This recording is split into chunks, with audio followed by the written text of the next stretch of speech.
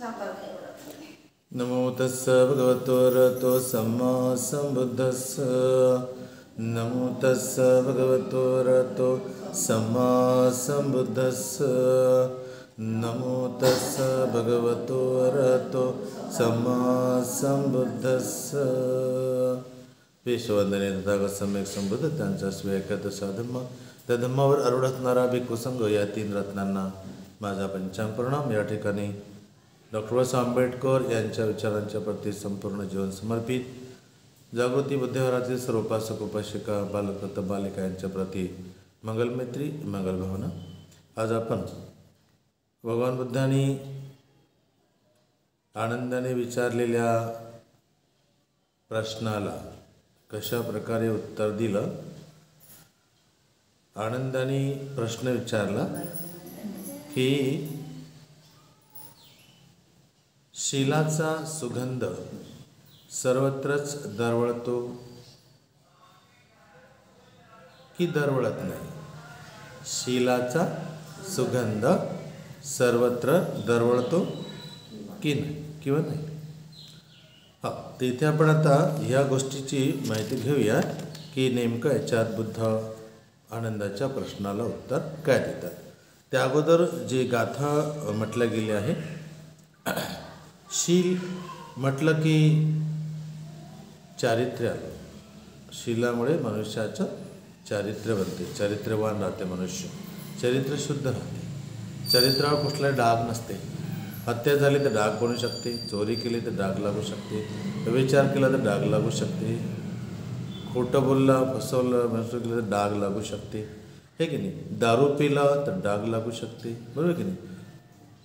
अशा प्रकारे शीलाचा सुगंध हा सर्वत्रच दरवळत असतो, कारण शील चारही दिशेनं आपला सुगंध दरवळू शकते।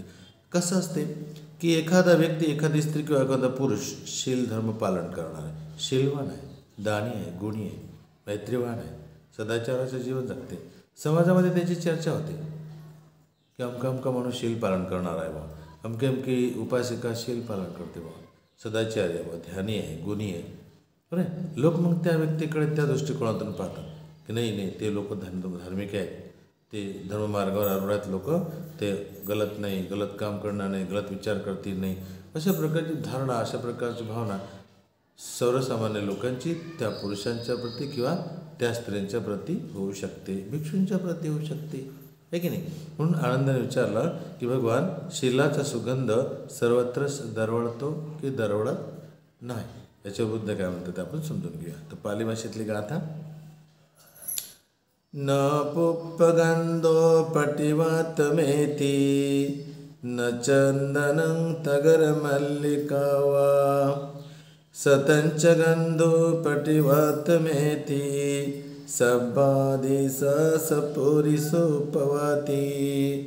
दुसऱ्यांदा, न पुप्पगंधो पटिवात मेती न चंदनं तगर मल्लिका वा सतंच गंधो पटिवात मेती सब्बादी सपुरीसु पवाती। ही गाथा आहे। या गाथेचा अर्थ असा होते, फुलाचा सुगंध किंवा चंदन, जाई व मोगऱ्याचा सुगंध वाऱ्याच्या विरुद्ध दिशेने वाहत नाही, वाऱ्याच्या विरुद्ध वाहत नाही। किती फुले नाव घेतली फुलाच्या सुगंधाबद्दल? चंदन, जाई, मोगरा, चंदन, जाई, मोगरा। चंदन, जाई व मोगऱ्याचा सुगंध वाऱ्याच्या विरुद्ध दिशेने वाहत नाही, मात्र सज्जनांच्या शीलाचा सुगंध वाऱ्याच्या विरुद्ध दिशेने तर वाहतोच, परंतु सर्वही दिशांना सत्पुरुष आपला सुगंध पसरवित असतात। बघा किती छान आहे। ओके, जे जे आपण फुलं पाहतो आता, चंदन आहे, तगर आहे किंवा जाईचं आहे, मोगऱ्यांचं आहे, तर या फुलांचा सुगंध ज्या दिशेनं वारा वाहते त्या दिशेनं तो त्याचा सुगंध जाऊ शकते। पण जर एखादा पुरुष, एखादी स्त्री शील पालन करते, सदाचाराचं जीवन जगते, ओके, तर त्या सज्जनाच्या शीलाचा सुगंध वाऱ्याच्या विरुद्ध दिशेने तर वाहतोच वाहतो, परंतु सर्वही दिशांना सत्पुरुष आपला सुगंध पसरवित असतात. म्हणजे चारही दिशेनं चहूबाजूनं त्या शीलवान व्यक्तीला मानलं जातं, जाणलं जातं, त्याचा सत्कार केला जाते, त्याला मान सन्मान दिला जाते. कोण म्हणून? किंवा हा सदाचारी आहे, हा शीलवान आहे, हा त्यागी आहे, म्हणून तो ज्या दिशेला जाते त्या दिशेमध्ये त्याचा सत्कार होते, त्याचा सन्मान केला जातो.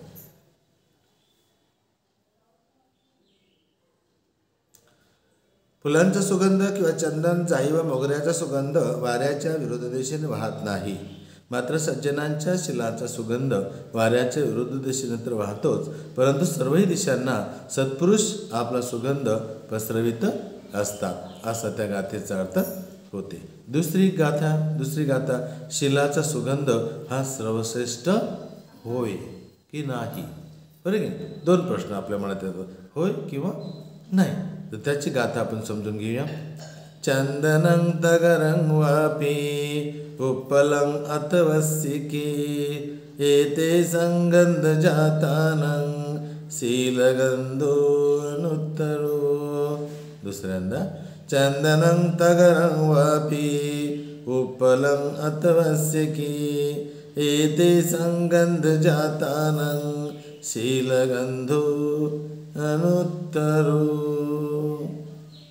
या गाथेचा अर्थ असा आहे की चंदन, तगर किंवा कमळ, चंदन, तगर किंवा कमळ तसेच जाईच्या सुगंधापेक्षाही शिलाचा सुगंध हा सर्वश्रेष्ठ होय किंवा सर्वश्रेष्ठ असतो, असा त्याचा अर्थ होते.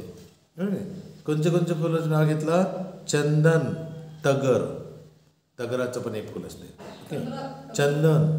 चंदन, तगर किंवा कमळ, कमळाचं पण असते ना, कमळाचा वेल असते. तर चंदन, तगर किंवा कमळ तसेच जाईच्या सुगंधापेक्षाही शिलाचा सुगंध हा सर्वश्रेष्ठ आहे किंवा होय. लक्षात आलं? आता याची काय कथा आहे याची पुढे आपण समजून घेऊया. एकदा बुद्ध जेतवन विहारात विहरत असताना व भंते आनंद यांनी विचारलेल्या एका प्रश्नाला उत्तर देताना भगवान बुद्धांनी या दोन्ही गाथा म्हटलेल्या आहेत.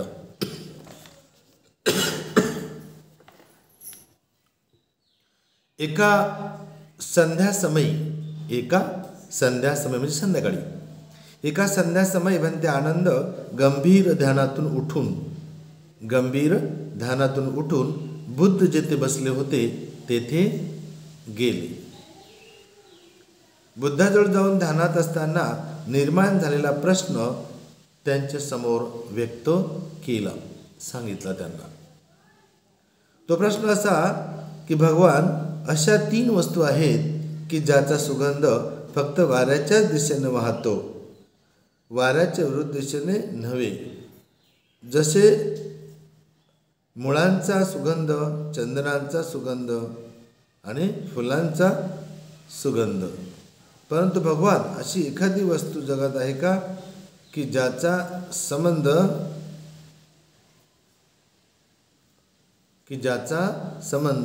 चंदनाचा सुगंध आणि फुलाचा सुगंध.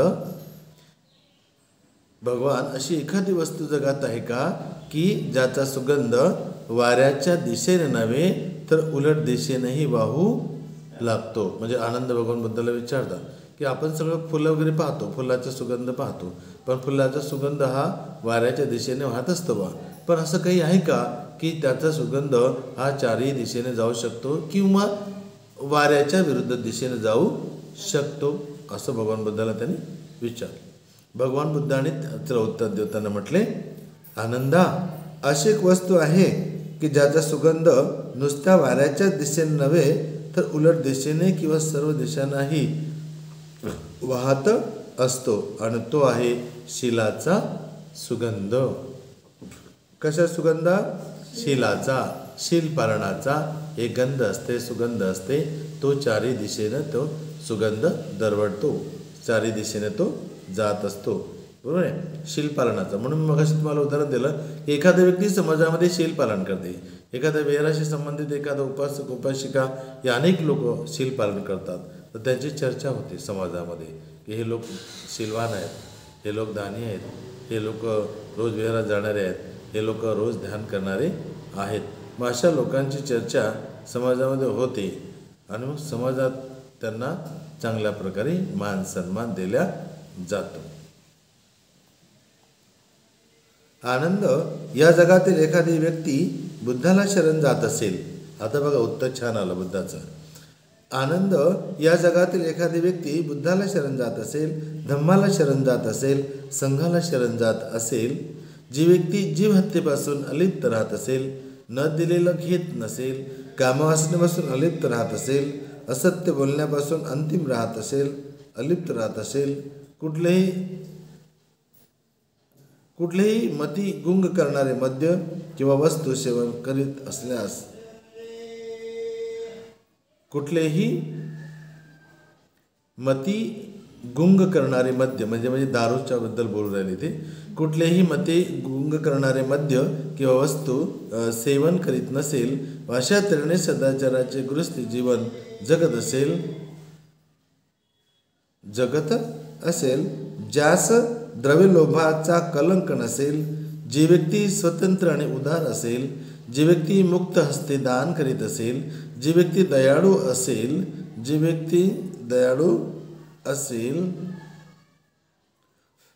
अशा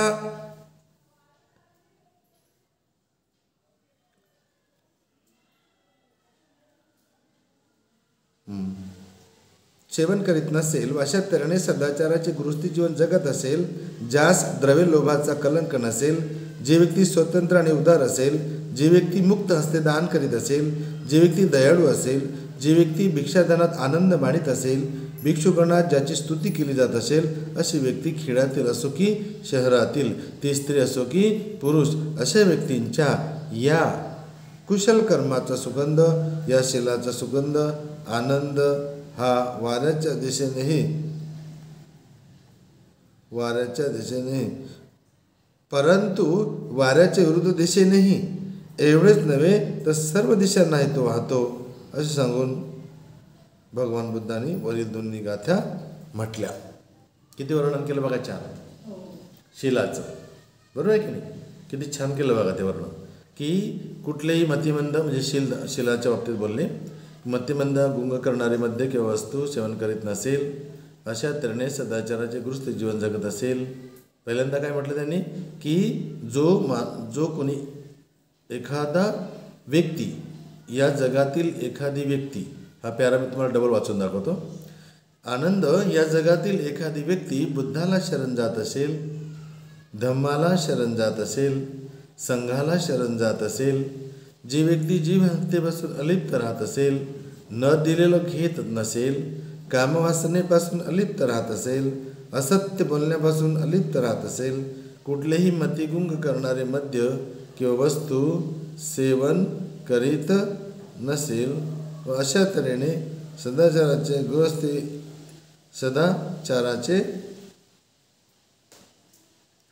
गृहस्थी जीवन जगत असेल, ज्यास द्रव्यलोभाचा कलंक नसेल, जी व्यक्ती स्वतंत्र आणि उदार असेल, जी व्यक्ती मुक्त हस्ते दान करीत असेल, जी व्यक्ती दयाळू असेल, जी व्यक्ती भिक्षादानात आनंद मानित असेल, भिक्षुगणात ज्यांची स्तुती केली जात असेल, अशी व्यक्ती खेड्यातील असो की शहरातील, ती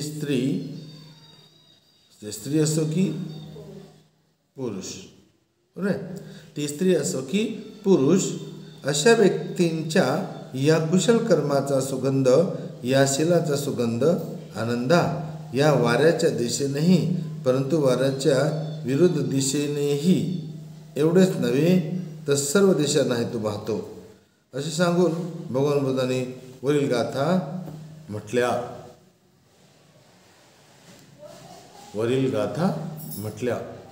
किती वर्णन केलं बा शील धर्माचं? समजलं सगळ्यांना? पुन्हा सांगायची गरज आहे? ओके. या जगात अनेक सुगंधी फुले वस्तू आहेत.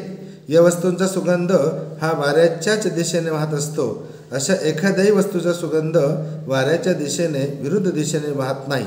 मात्र शीलवान व्यक्तीच्या शीलाचा सुगंध हा केवळ वाऱ्याच्याच दिशेने नव्हे किंवा नुसत्या विरुद्ध दिशेनेच नव्हे तर सर्वही दिशांना तो पसरत असतो, पसरत जातो. व सर्व सुगंधातूनही शीलाचा सुगंध हा सर्वोत्तम असतो. हा जगाचा अनुभव आहे. सगळ्या गंधामध्ये सुगंधामध्ये सर्वश्रेष्ठ सुगंध कोणता? मग शीलाचा सुगंध, शील धर्माचा सुगंध. विवेकानंद वरील दोन्ही गाथा भगवान बुद्धांनी भंते आनंद याने विचारलेल्या प्रश्नाचे उत्तर आहेत. बौद्धांच्या इतिहासामध्ये भंते आनंद यांना फार महत्त्वाचे स्थान आहे. त्यांना भगवंताच्या जवळजवळ सर्वच गाथा शब्दशः मुखोद्गत होत्या. मुखोद्गत म्हणजे पाठ होत्या, पाठांतर केलेल्या होत्या. भगवंताजवळच्या जवळ सर्वच गाथा मुखोद्गत होत्या आणि म्हणूनच पहिल्या धम्मसंगीतीमध्ये बुद्धाचे शब्द उपदेश सर्वसमांत करून घेण्यासाठी 500 अरहंतांच्या उपस्थितीत भंते आनंदाने सर्व गाथांचा पुनरुच्चार केला व त्या प्रसंगाचे वर्णन पण केले. म्हणजे सांगितलं त्यांनी, बुद्धाकडून ज्या ज्या गाथा ऐकल्या होत्या त्या आनंदाने त्या ठिकाणी बोलून दाखवल्या आणि ते बोलून दाखवल्यामुळे 500 अरहंतांनी त्या मान्य पण केल्या. कारण ते 500 अरहंत होते, बरोबर की नाही. आनंद तेव्हा अरहंत पण नव्हते, म्हणजे जेव्हा अगोदर अरहंत नव्हते, नंतर ते अरहंत झाले. अरहंत होऊन मग या मीटिंगमध्ये गेले, या कॉन्फरन्समध्ये गेले, या सभेमध्ये गेले.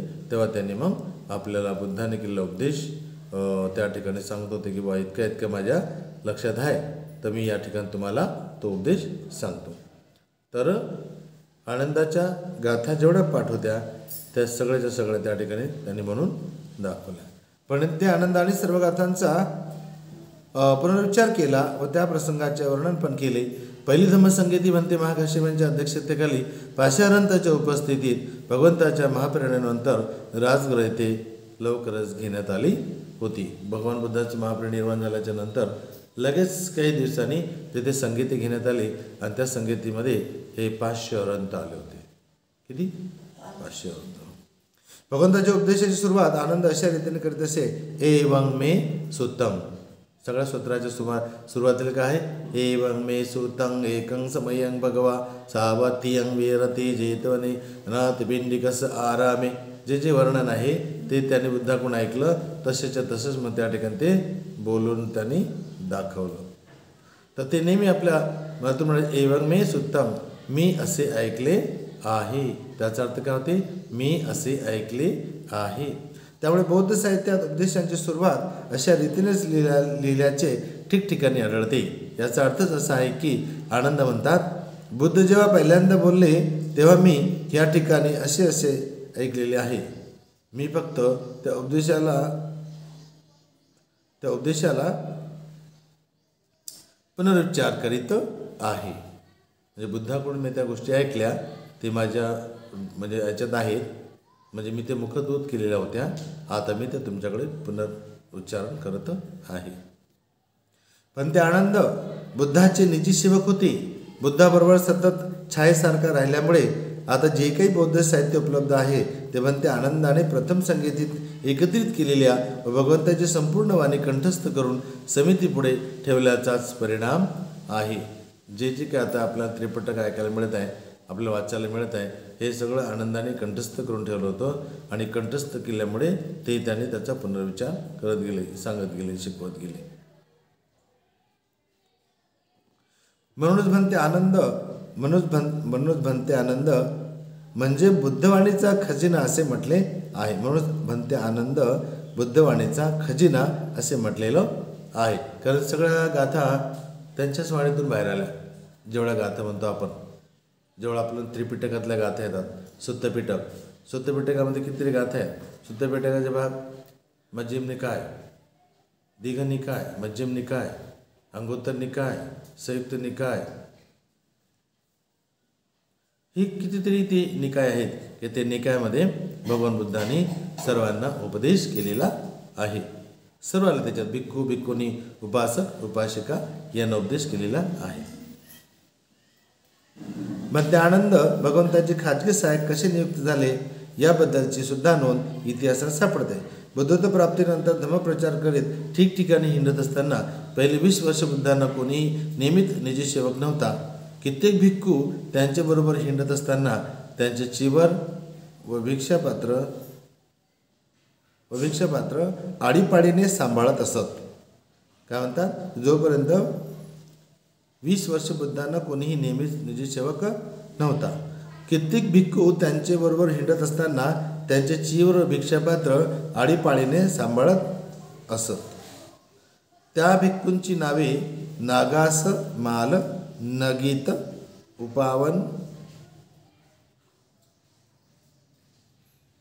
उपवन, सुनक्षेत्र, चुंद, सगाता, राध आणि मेघीय असे त्या भिक्खूंची नावं होती की जी भगवान बुद्धाच्या सोबत राहून त्यांचे नियमित सेवा करीत असत, त्यांचे सेवक असत. एकदा भगवान बुद्ध लांब प्रवासाला निघाले असता भिक्खू नागास माल त्यांचे बरोबर होता. 1-2 रस्त्याच्या संध्यावर आले असता भिक्खूने एक रस्ता धरण्यास सांगितले तर बुद्धाने दुसऱ्या रस्त्याचा आग्रह धरला. बघा, एकदा भगवान बुद्ध लांब प्रवासाला निघाले असता भिक्खू नागास माल त्यांचे बरोबर होता, त्यांचे सेवक म्हणून. 2 रस्त्याच्या सांध्यावर आले असता भिक्खूने एक रस्ता धरण्यास सांगितले तर बुद्धांनी दुसऱ्या रस्त्याचा आग्रह धरला.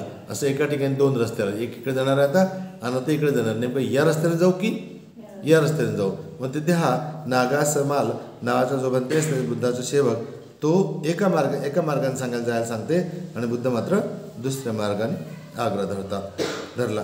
मात्र भिक्खू बुद्धांचे ऐकायला तयारच होईना. त्या हट्टापायी बुद्धांचे भिक्षापात्र व चिवर भिक्खू खाली ठेवणार एवढ्यात बुद्धाने ते आपल्याकडे मागून घेतली. म्हणजे 2 रस्ते आले, बुद्ध म्हणतात या रस्त्याने चाला, पण तो नागास माल काय म्हणते या रस्त्याने चाला. मग तिथे दोघात काय झाला आता, शाब्दिक नाही इकडून चाला, ते म्हणतात नाही इकडून चाला, नाही चाला. मग सगळेचे सगळे म्हणते जी त्या नागास मालच्या सोबत जायला निघाले. मग ज्याच्या हातात बुद्धाचं पात्र होतं तर ते खाली ठेवणार तेवढाच बुद्ध म्हणतात की ते माझ्याकडे दे, म्हणजे खाली ठेवू नकोस.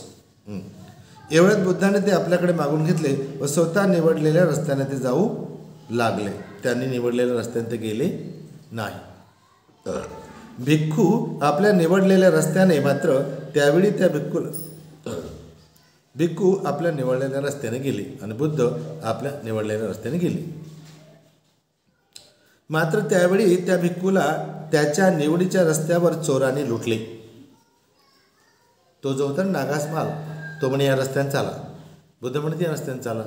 सगळ्याचे सगळे भिक्षूंनी त्या नागास मालच्या मागे मागे गेले, बुद्धांच्या मागे कोणीच गेलं नाही. मग तिथे बुद्धाचं पात्र ज्याच्या हातात होतं ते पात्र ठेवणार खाली, हे पात्र घ्या तुमचं तुम्ही, आम्ही चाललो आमच्या रस्त्यानं, तुम्ही ऐकत नाही ना आमचं, म्हणून पात्र ठेवायला गेले. तर बुद्ध म्हणतात ते पात्र मला दे, मी त्याला खाली ठेवू नको. आणि मग ते त्यांच्या रस्त्याने गेले, बुद्ध आपल्या रस्त्याने गेले. पण ते जे होते लोक बाकीचे भिक्षू, ते ज्या रस्त्याने गेले त्या रस्त्याने जाताना त्यांना चोरांनी लुटलं. ऐकलं नाही बुद्धाच, त्यांनी चोरांनी लुटलं, त्याला नुकसान झालं ना. भिक्षापात्र आणि चिवर चोरून तर नेलेच, शिवाय डोक्यावर वार करून जखमी बी केले. त्या भिक्खूंना चोरांनी मारलं, त्यांच्याकडे सगळ्या वस्तू घेतल्या आणि त्यांना मारलं आणि पळून गेले. रक्तबांबळ डोकं घेऊन तो भिक्खू बुद्धाकडे आला व बुद्धांचे न ऐकल्याबद्दल माफी मागितली व बुद्धांनी पण त्याचे सांत्वन केले. कारण बुद्ध आहेत ना, शेवटी कशाला करतील दुश्मनी वैरत्व. ठीक आहे बाबा, ना ऐकत नव्हतो तर नको ऐकू, पण त्याच्या कर्माचे फळं तूच भोगत बस बा, आहे की नाही, असं. तर बुद्धांनी त्याची सांत्वना केली. दुसऱ्या दिवशी जंतूखेड्याकडे जात असताना भिक्खू मेघीय बुद्धाच्या बरोबर होता.